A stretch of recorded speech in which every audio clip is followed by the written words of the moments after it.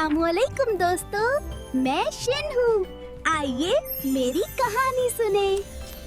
एक दिन शेर जंगल में चल रहा था कि उसे एक शुतुरमुर्ग मिला। शुतुरमुर्ग ने शेर को सलाम किया और कहा, आओ मेरे साथ, एक खूबसूरत खेत में मजे की चीजें हैं। वहाँ शलजम और ताज़ा शरबत रखा हुआ था। शेर खुश हो गया और दोनों दोस्त मजे से शलजम खाने लगे और शरबत पीकर खुश हुए। मुझे उम्मीद है कि आपको मेरी कहानी पसंद आई होगी। अलविदा दोस्तों, अगली बार मिलते हैं। अस्सलामुअलैकुम दोस्तों, मैं सीन हूँ। आइए मेरी कहानी सुने।